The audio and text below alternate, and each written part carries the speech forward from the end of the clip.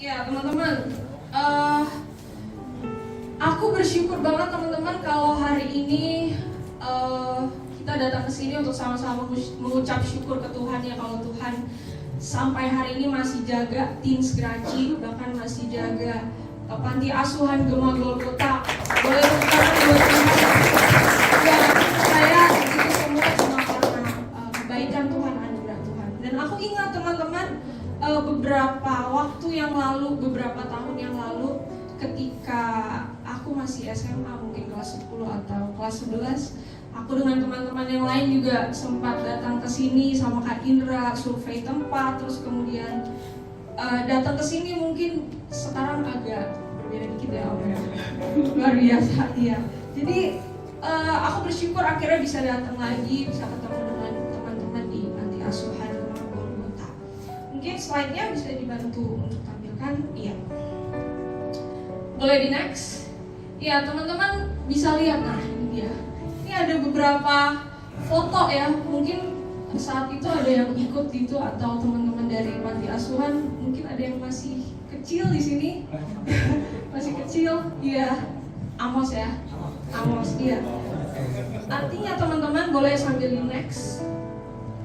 Artinya teman-teman saat itu kita berada di usia yang lebih muda dibanding sekarang. Teman-teman setuju? Ya, setuju ya. Saat itu kita di usia yang lebih muda dibanding sekarang ini. Kita bisa dibilang masih kecil lah. Tapi lihat teman-teman, kita nggak selamanya berada dalam postur tubuh yang sama, kayak gitu-gitu aja. Setuju teman-teman? Kita bertumbuh.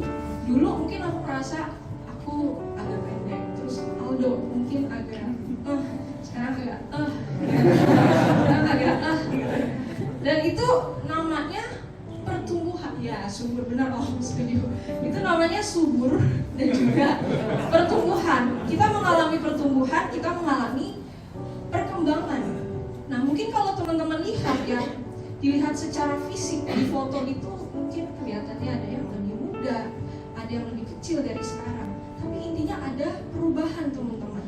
Nah tapi teman-teman aku pengen katakan, yang berubah itu harusnya bukan hanya fisik kita, bukan hanya postur tubuh kita, bukan hanya mungkin wajah kita, tinggi, pendeknya tubuh kita, tapi yang harusnya bertumbuh, yang harusnya mengalami pertumbuhan lebih dari itu adalah, apakah teman-teman tahu apa? Apa yang ada di dalammu itu sesuatu yang penting juga teman-teman. Apa yang ada di dalammu itu harusnya juga mengalami pertumbuhan. Apa yang ada di dalammu yaitu imanmu kepada Kristus.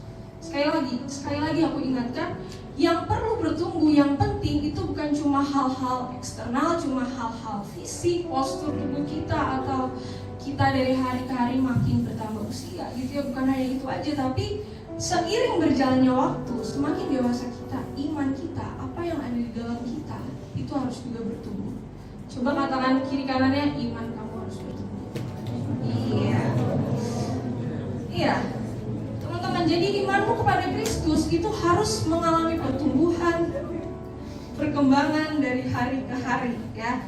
Kalau hari-hari kemarin mungkin kamu cuma tahu bahwa Tuhan itu adalah pribadi yang menciptakan langit dan bumi gitu misalnya. Tapi semakin hari harusnya kita bertumbuh, kita semakin paham, kita semakin mengenal betul bahwa Tuhan juga lah dia pribadi yang menyelamatkan kita semua teman-teman.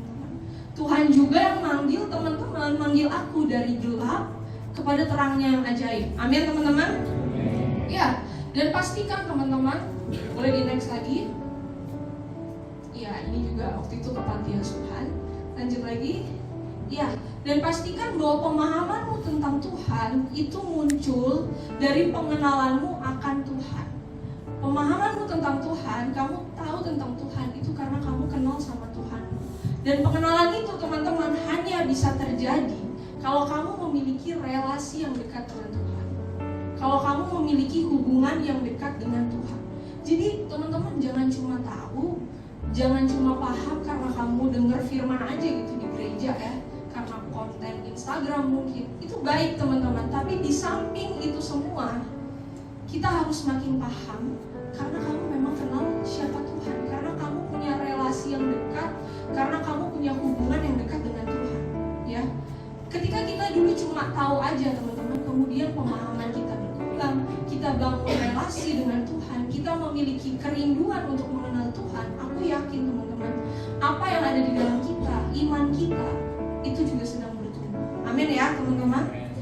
So teman-teman pastikan sekali lagi bukan hanya hal-hal yang di luar saja yang berubah, yang bertumbuh, yang mengalami pertumbuhan, perkembangan, tapi pastikan apa yang di dalam itu juga bertumbuh, mengalami pertumbuhan. Makanya kita hari ini mau sama-sama belajar tentang grow in faith. Ini adalah tema yang dikasih sama panitia, grow in faith. Jadi kita mau sama-sama belajar dan aku pun belajar tentang hal ini. Boleh di next? Ya teman-teman, sekali lagi semakin dewasa dan bertambah usia kita, teman-teman, kita nggak bisa gitu-gitu aja. Setuju teman-teman? Kita nggak bisa gitu-gitu aja, nggak bisa stagnan, diem, stay di situ-situ aja. Bertambahnya usiamu, dilewatinya hari demi hari, kita harus semakin bertumbuh, kita harus grow in faith. Mungkin kita bertanya-tanya teman-teman, kenapa ya? Kenapa imanku harus bertumbuh? Apa karena aku pelayanan di gereja? Makanya imanku harus bertumbuh. Apa imanku ini harus bertumbuh supaya apa yang aku mau nih dapat tercapai nih? Kan kita sering dengar nih, kalau kita percaya kita akan mendapatkannya dan bla bla bla lain-lain ya teman-teman. Apa karena itu teman-teman? Kita mau sama-sama renungkan teman-teman. Dan aku akan melanjutkan dengan sebuah pernyataan bahwa kita perlu bertumbuh dalam iman. Karena teman-teman, yang pertama, diri kita sangatlah berharga. Katakan kiri kananmu, dirimu berharga. Yes, ya. Kemarin kita memperingati Jumat Agung, teman-teman. Itu adalah bukti kasih Allah kepada kita. Ya, Allah tahu kita berdosa, Allah tahu kita nggak bisa menyelamatkan diri kita sendiri. Makanya ada juru selamat, Yesus Kristus datang ke dunia, dan itu menandakan teman-teman bahwa kita ini adalah sosok yang sangat berharga di mata Tuhan. Bahkan kita diumpamakan seperti satu domba yang istilahnya itu terhilang, tapi berharga gitu, dicari sebegitunya sama Tuhan dan akhirnya diselamatkan teman-teman. Nah, mungkin kalau kita lihat secara dunia gitu, dengan keberdosaan kita, kelemahan kita, sesungguhnya memang kita nggak berharga teman-teman ya. Dengan kekurangan kita, kelemahan kita, dosa-dosa kita, kayaknya nggak berharga, nggak ada nilainya, kotor banget gitu, tidak luput dari dosa. Tapi Tuhan adalah Tuhan teman-teman ya. Dia melakukan semuanya karena Dia mengasihi kita.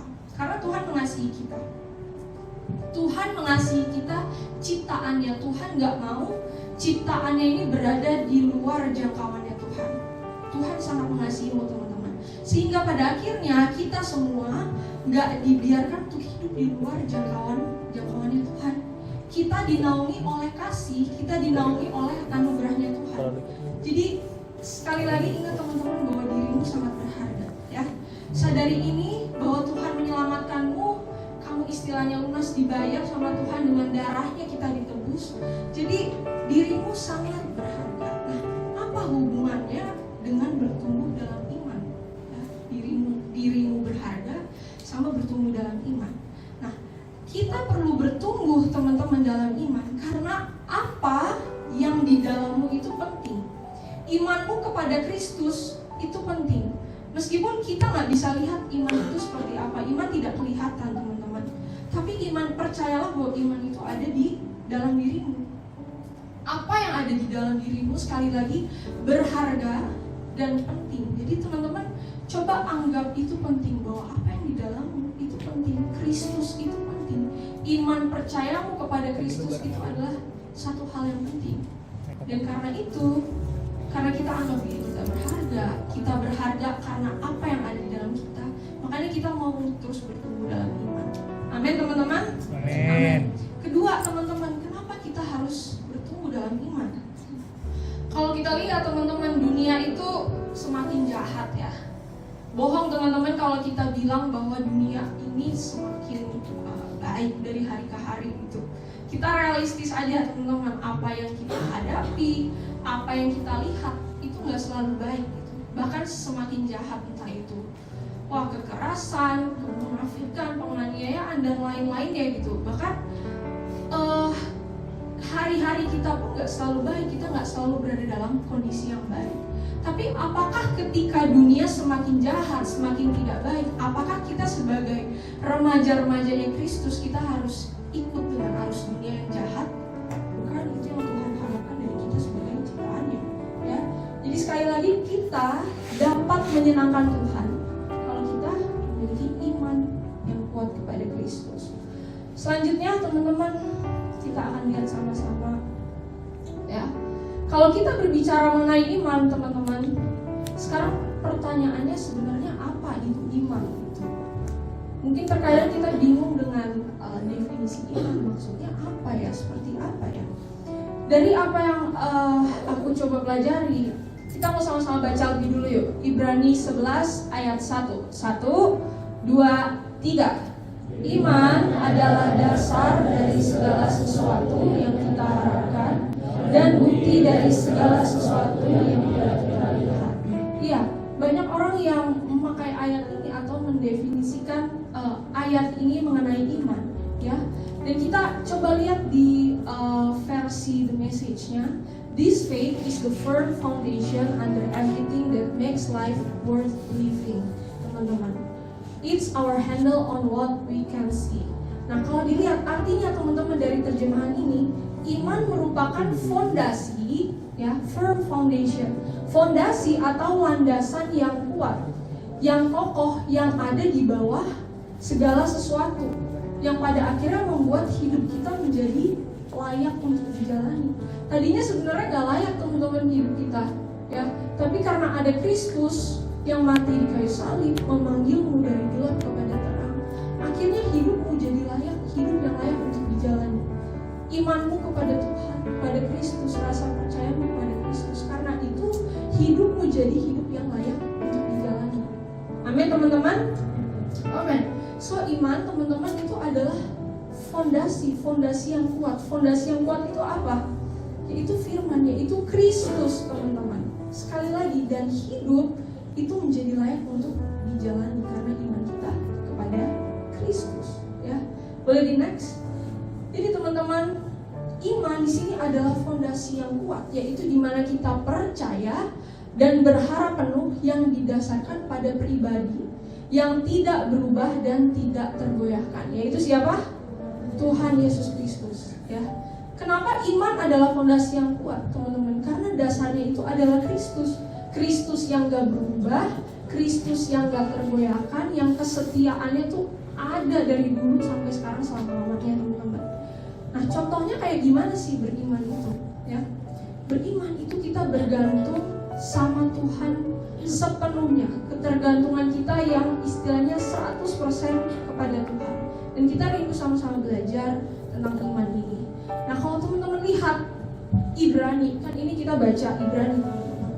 Ternyata ini adalah seperti surat yang ditulis untuk menasihati orang-orang yang justru beriman saat itu, saat menghadapi kesusahan, saat menghadapi penganiayaan.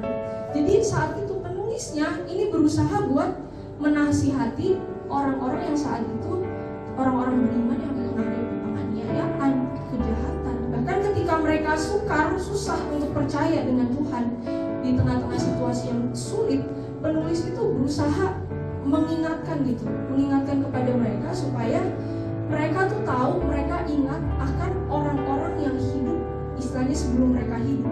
Ada Abraham, ada Musa, ada Henokh, ada Rahab, dan yang lain-lainnya. Itu semua adalah orang-orang yang memiliki iman, teman-teman. Itu semua adalah orang-orang yang memiliki fondasi yang kuat, di mana mereka percaya dan berharap penuh kepada Kristus.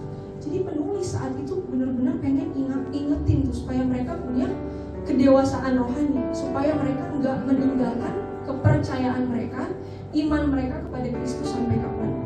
Dan ternyata teman-teman, Ibrani ini, surat ini pun juga relevan buat kita semua. Ini satu hal yang harus kita sama-sama perhatikan, teman-teman. Dunia tidak semakin baik, teman-teman. Kalau dulu banyak penganiayaan, mungkin ada ajaran sesat. Sekarang makin banyak, teman-teman. Apapun kejahatan, hal-hal yang tidak baik itu istilahnya gampang sekali untuk kita temui.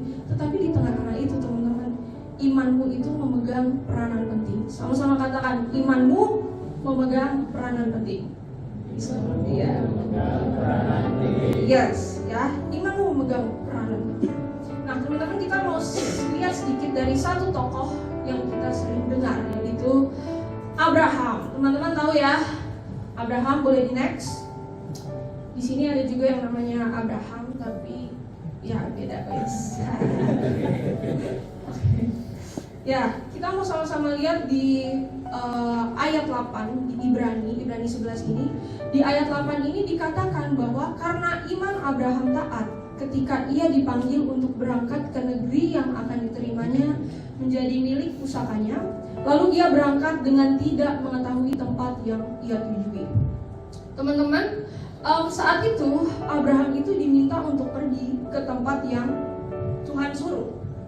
Abraham disuruh untuk meninggalkan tanah atau negerinya sendiri. Bahkan ketika Tuhan suruh, teman-teman, sesungguhnya Abraham itu nggak ngerti dia mau kemana, Tuhan bawa dia kemana gitu. Segalanya saat itu ketika Allah berfirman, Abraham itu belum tahu dengan jelas dia harus kemana.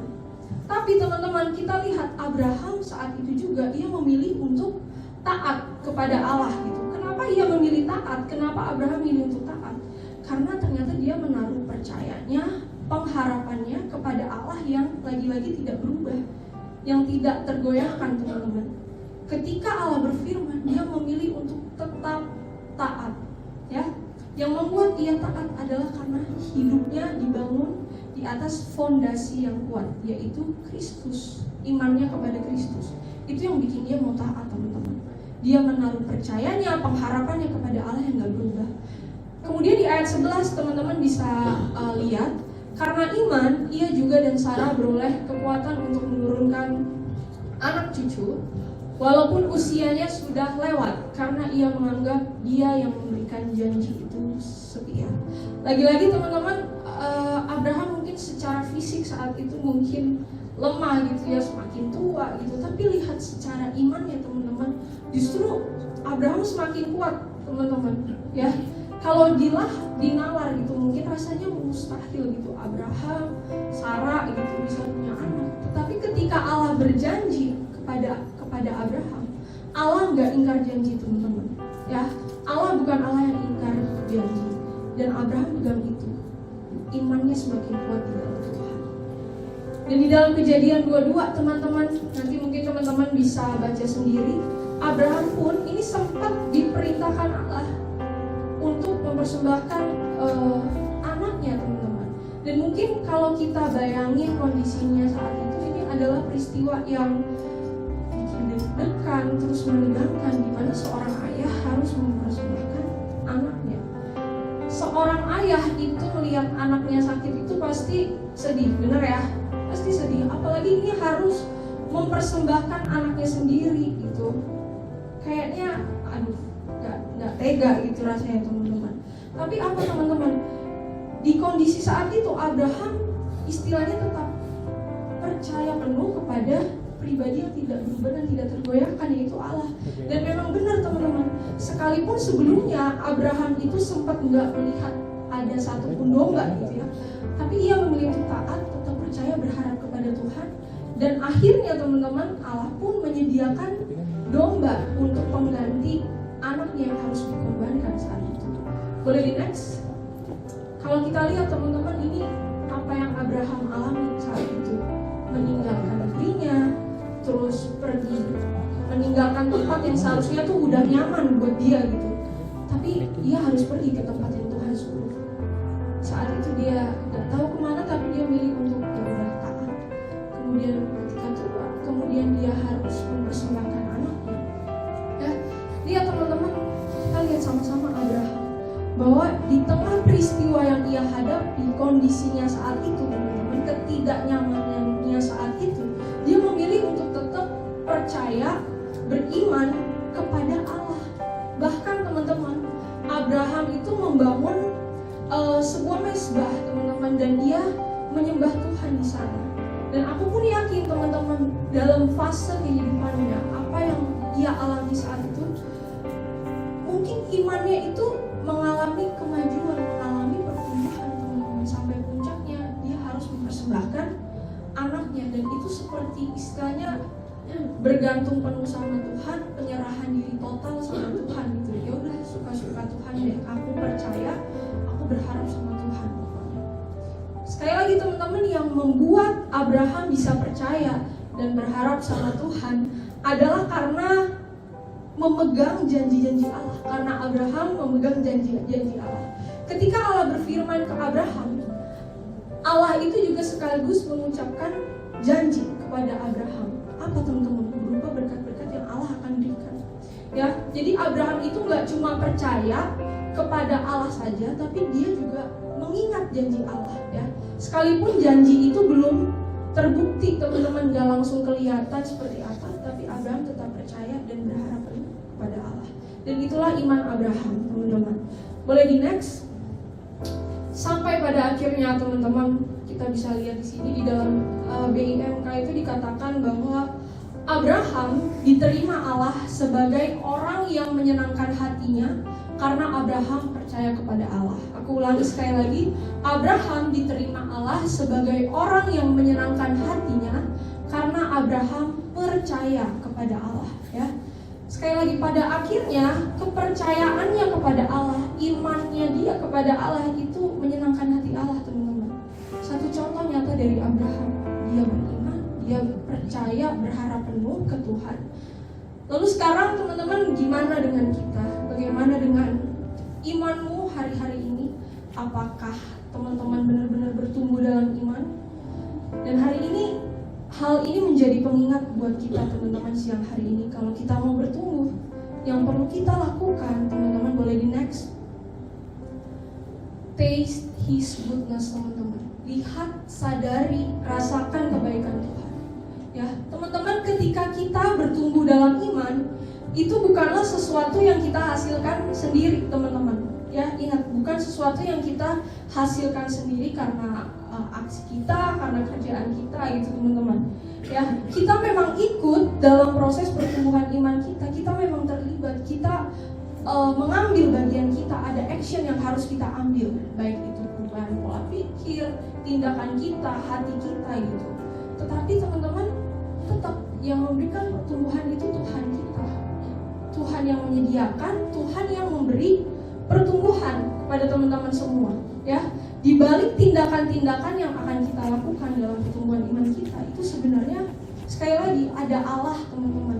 Di belakang layar itu istilahnya ada Allah yang memberi pertumbuhan. Allah itu sebagai penyedia terbesar buat teman-teman, ya. Dia yang kasih anugerahnya buat teman-teman. Dia yang menyediakan semuanya buat teman-teman. Jadi teman-teman, dia rindu kita lihat bertumbuh, ya. So teman-teman, fokusnya yang pertama, jangan dulu kamu berpikir harus ini itu. Coba teman-teman sadari dulu, rasakan, alami kebaikan Tuhan itu. Taste His goodness, lihat, sadari, rasakan. Di Mazmur 34 ayat 8 ini dibilang, rasakan dan lihat bahwa Tuhan itu baik. Diberkatilah orang yang percaya, menaruh harapannya pada Dia. Kalau teman-teman lihat, taste and see sama percaya sama Tuhan, trust in Him, itu seperti sejajar gitu dalam kalimat ini. Ketika kita merasakan dan melihat kebaikan Tuhan nih, ketika kita rasain kebaikan Tuhan, ketika teman-teman alami kebaikan Tuhan, baik itu di rumah, sekolah, dimanapun, harapannya adalah kita itu pada akhirnya bisa terus menaruh iman percaya kita kepada Tuhan.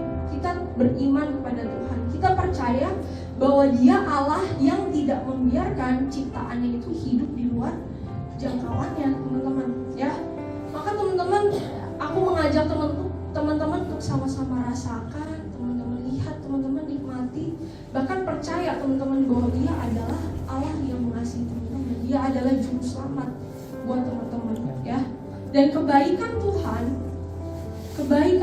kasih setia Tuhan, itu harusnya yang mendorong kita untuk pada akhirnya kita bisa terus berharap, kita bisa percaya, kita bisa bersandar sama Tuhan apapun situasinya, apapun kondisinya. Sekalipun kita belum bisa melihat, tapi udah aku mau tetap percaya sama Tuhan karena aku udah alami kebaikan Tuhan hari-hari kemarin. Aku sadar kalau Tuhan itu baik, hatinya Tuhan itu baik, gak mungkin nyakitin aku. Amin teman-teman. Ya, jadi di berdoa biar Tuhan, please ingetin aku terus tentang kebaikan Tuhan. Mampuin aku terus Tuhan untuk bisa lihat perbuatan-perbuatan-Mu yang dulu, sekarang, hari-hari ini ingetin aku terus Tuhan. Jadi pada akhirnya kita mau memiliki iman percaya kepada Tuhan karena kita tahu bahwa Tuhan itu baik. Jadi kita mau sama-sama rasakan kebaikan Tuhan, teman-teman. Boleh di next? Seorang pengkhotbah, teman-teman, bernama John Piper ya, ini mengatakan bahwa faith begins with a backward look at the cross. Kita coba fokus di kalimat itu dulu, teman-teman. Iman, artinya iman dimulai dengan melihat ke belakang, yaitu kepada salib. Sekali lagi, iman itu dimulai dengan melihat ke belakang, yaitu kepada salib. Teman-teman, kita kemarin memperingati Jumat Agung. Di salib, teman-teman, kita melihat peristiwa yang penuh kasih, mengharumkan kasih terbesar yang gak ada tandingannya itu terbukti, teman-teman, di salib itu. Salib Kristus. Salibnya itu adalah bukti cintanya buat kita, ya. Bukti cintanya buat kita. Dan di sana, teman-teman, harusnya kita yang disalib, kita dimurkai, kita yang gak layak gitu ya. Tapi Allah yang Maha Kudus, teman-teman, pada akhirnya Dia mengaruniakan anaknya tunggal, ada Kristus, teman-teman, yang menggantikan kita, teman-teman. Itu adalah bukti bahwa Allah yang kudus, Allah yang penuh kasih, Dia mau menjangkau kita manusia-manusia yang berdosa. Kalau di agama-agama lain, teman-teman, kita bisa lihat kalau orang-orang berdosa, orang-orang beragama itu berusaha untuk mencapai Allah yang kudus. Itu tidak bisa, teman-teman. Ya, Allah yang kudus itu sesungguhnya, yaitu Tuhan, itu berusaha untuk menjangkau kita yang berdosa, teman-teman. Ya, jadi teman-teman, setiap hari mari teman-teman kita rasakan, kita lihat hal ini, kita lihat ke belakang pada salib Kristus, teman-teman. Jangan cuma saat Jumat Agung aja, tapi setiap hari berkelanjutan, teman-teman, ya. Makanya kuncinya yang pertama, taste and see His goodness. Boleh di next lagi? Kedua, teman-teman, kita mau sama-sama nikmati firman-Nya. Iya, kita mau sama-sama nikmati firman-Nya. Ayat yang sering kita dengar, teman-teman, Roma 10 ayat 17. Kita sama-sama baca ya. 1, 2, 3. Jadi iman timbul dari kebenaran dan kebenaran oleh firman Kristus. Ya, teman-teman. Jadi perdengarkanlah telingamu, buka matamu untuk melihat firman-Nya, untuk mendengar perkataannya. Boleh di next lagi? Nah, firman di sini bahasa aslinya itu adalah rema gitu. Artinya adalah satu hal yang diucapkan sebagai perintah, perkara, dan juga dikatakan sebuah janji, teman-teman. Maka firman ini adalah rahasianya. Di dalamnya ada perkara, perintah, hal-hal penting, janji Allah. Itu Allah mau kasih tahu ke kita. Maka anggaplah firman, rema itu menjadi satu yang penting, firman-Nya. Amin, teman-teman. Kalau kita mau iman kita bertumbuh, kalau kita mau hidup kita bertumbuh dalam iman, ternyata gak bisa cuma seminggu sekali baca firman hari Minggu atau hari Sabtu ketika kita lagi ibadah RBI. Itu gak bisa, teman-teman, sesekali baca firman. Mungkin kenyataannya memang sulit gitu ya, mau baca firman tapi kok ngantuk, terus kok capek gitu. Tapi inilah kenyataannya, teman-teman. Kita hanya bisa bertumbuh dalam iman kalau kita tahu kebenaran, kalau kita tahu firman-Nya, kalau kita memegang erat janjinya yang ada di firman-Nya itu sendiri, di rema-Nya. Istilahnya firman itu seperti makanan bagi kita, teman-teman. Contohnya dalam kehidupan teman-teman nih, kita nggak bisa bertumbuh kalau kita nggak makan dengan asupan yang baik, gizi yang baik. Setuju ya, teman-teman?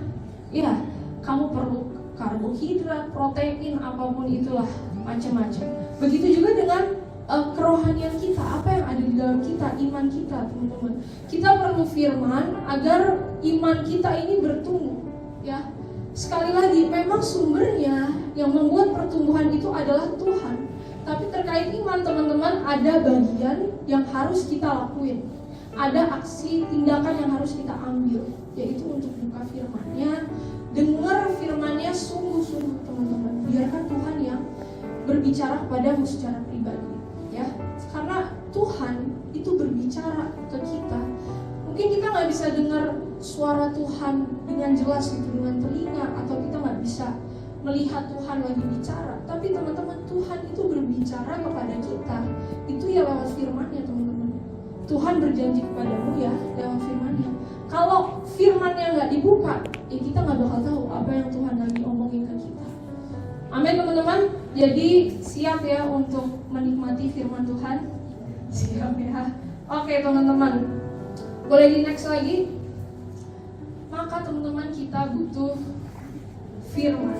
Tuhan berbicara lewat situ, Tuhan berjanji lewat situ. Dan di perkataan John Piper tadi, teman-teman, kita bisa lihat, teman-teman, yang pertama tadi iman dimulai dengan melihat ke belakang, yaitu kepada salib. Selanjutnya, tetapi ini teman-teman, hidup dengan melihat ke depan kepada janji-janji. Hidup dengan melihat ke depan kepada janji-janji. Ketika Abraham, teman-teman, disuruh Tuhan untuk pergi meninggalkan tanah kediamannya, dan Tuhan berjanji, apakah Abraham udah bisa lihat bukti dari janji Tuhan? Gak bisa, teman-teman, belum bisa. Tapi Abraham hidup dengan melihat ke depan kepada janji Allah, ya. Dan sekali lagi, janji Allah itu diketahui lewat firman-Nya. So, teman-teman, yang kedua, nikmati dan resapi benar-benar firman Tuhan. Sekalipun kadang ngantuk, kadang kita nggak ngerti gitu ya, tapi baca terus. Kalau nggak ngerti bisa tanya ke kakak pembina, bisa terus berdoa, digumuli, teman-teman ya. Amin, teman-teman. Karena firman itu adalah perkataan Tuhan yang real, nggak hoax, nggak tipu-tipu, nggak palsu, teman-teman. Dan itu yang membuat iman kita jadi bertumbuh. Oke, jadi teman-teman, ketika kita percaya dan berharap sama Tuhan, sekalipun kadang kita ada di kondisi di mana kita belum bisa melihat bukti nyata gitu dari apa yang Tuhan janjikan. Misalnya kita belum bisa lihat kesembuhan, kemenangan, melewati masalah apapun itu, mungkin kita belum bisa melihat. Tapi sesungguhnya, teman-teman, ketika teman-teman benar-benar percaya sama Kristus, ketika teman-teman benar-benar tinggal di dalam Kristus, ketika teman-teman benar-benar lihat salib Kristus, ketika teman-teman rasain kebaikannya, ketika teman-teman biarin diri teman-teman itu dipenuhi oleh firman-Nya, sesungguhnya itu udah lebih dari cukup, teman-teman. Imanmu bertumbuh karena Kristus. Ada perubahan pola pikir, hati, dan itu tercermin dari tindakan kepada Tuhan. Dan kelanjutannya, teman-teman, jangan hanya percaya aja. Iblis itu, teman-teman, iblis itu juga percaya kalau keberadaan Tuhan itu nyata buat mereka gitu. Jadi jangan hanya berhenti di percaya dan berharap kepada Kristus, tetapi ini, teman-teman, yang aku pernah bilang di Komsel, kamu harus tahu kenapa kamu menaruh harapanmu dan percayamu kepada Kristus gitu. Jangan hanya karena ibu bapak kita orang Kristen, jangan hanya karena kita udah jadi jemaat Gracik, jangan hanya karena kita dari lahir udah terlahir Kristen gitu. Jangan hanya karena itu, teman-teman. Ya, kita harus semakin mengerti kenapa kita memilih percaya kepada Kristus. Jadi jangan cuma percaya, tapi kamu harus tahu betul kenapa ya aku percaya sama Tuhan. Jangan cuma tahu, tapi kenal sama Tuhan. Jangan sekedar tahu kata orang, tapi kenal sama Tuhan. Bangun relasi sama Tuhan. Jangan cuma dengar firman, teman-teman, masuk telinga terus keluar lagi. Jangan cuma dengar, tapi benar-benar tinggal dalam firman-Nya. Tinggal dalam firman-Nya artinya kamu bukan cuma dengar, tapi kamu hidup di dalam firman itu. Kamu melakukan kebenaran itu, dan akhirnya imanmu bertumbuh. Kamu bertumbuh dalam iman. Grow in faith. Terakhir, teman-teman, boleh di next. Ya, next lagi. Ya, Ibrani 11 ayat 6, teman-teman, aku bacakan. Tetapi tanpa iman tidak mungkin orang berkenan kepada Allah, sebab barang siapa berpaling kepada Allah, ia harus percaya bahwa Allah ada dan bahwa Allah memberi upah kepada orang yang sungguh-sungguh mencari Dia. Di King James Version itu dibilang, without faith it is impossible to please Him. Tanpa iman, teman-teman, mustahil seseorang bisa menyenangkan hati Tuhan.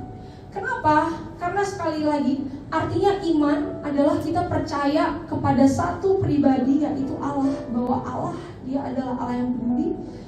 Dia meresponi orang-orang yang percaya dan rindu untuk terus mengenalnya, teman-teman. So, kalau kamu mau senangkan hati Tuhan, kalau kamu rindu menyukakan hatinya Tuhan, teman-teman, lihat iman, renungkan baik-baik.